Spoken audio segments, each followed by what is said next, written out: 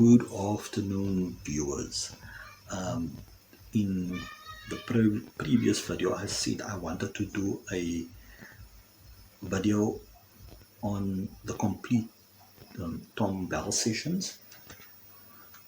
As you know, I got the CD recently, so let me get into it. The history behind this album, or what would have been an album, is after Elton John's golden period from 1970 to 1976, where he put out something like 10 or 12 records, and those were the absolute best records of his career. By 76, he was burnt out, exhausted from touring, world touring, or he dropped his band. The first band in 75 after Captain Fantastic with Nigel and Dee, and then he did the super band that did Rock of the Westies and Blue Moves. The super band he let go, and he announced to the world that he would stop touring, and it looked as if he would stop doing albums as well. I always just thought that he approached Thom Bell to produce an album for him, and then it didn't work out because they couldn't get along, and then that was that. Elton had done a song called Shine On Through that we know would end up on the A Single Man, the Elton John Gary Osborne album, A Single Man. So how, from what the interview that I listened to with Gary Osborne, he said that Elton played the track for him and asked Gary to put lyrics to the music.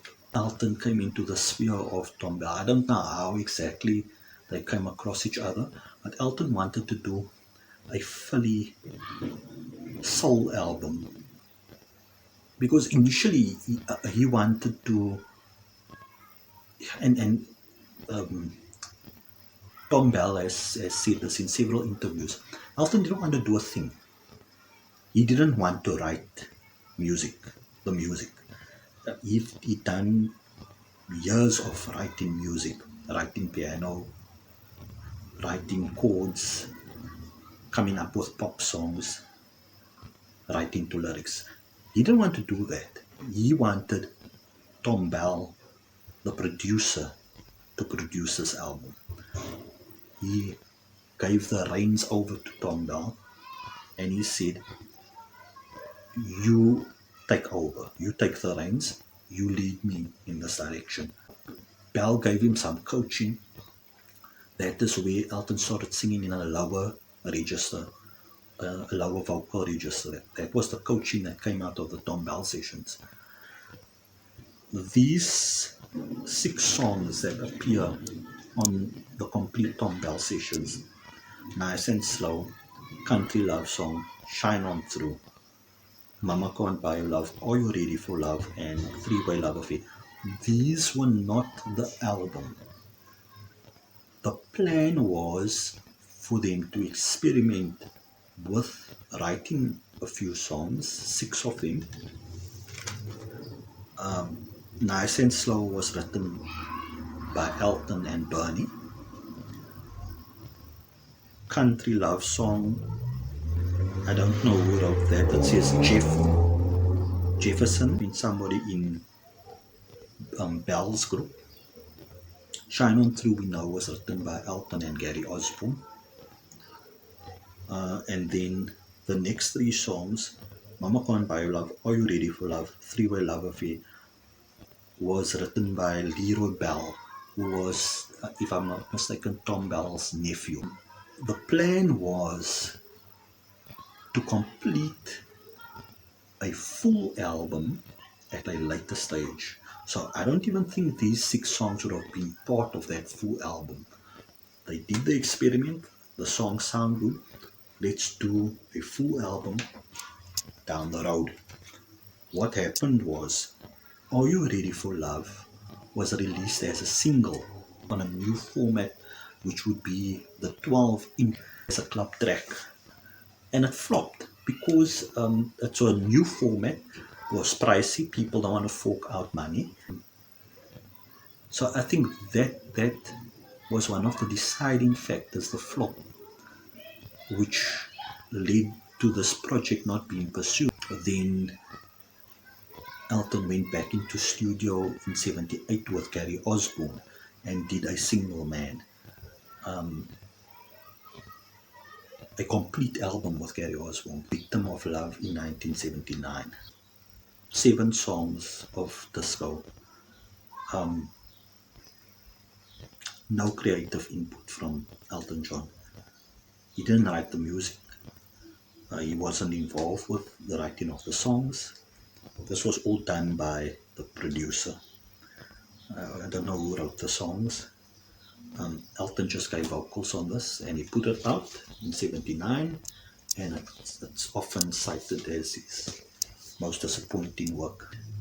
Had he done the album with Thom Bell, I think it would have been a much bigger success than Victim of Love was, which is, Elton had experimented with Philadelphia Freedom, which was a #1 hit in the US. So that we knew Elton could do Philadelphia Soul. He wasn't good at disco. Mama Can't Buy Your Love was released as a single in the US, and it went up to #9 on the charts, if I'm not mistaken, which showed that there was something here in this Thom Bell Sessions. 1989, 10 years later, and they did all 6 songs on an LP and on a CD, and they called it the complete Thom Bell Sessions.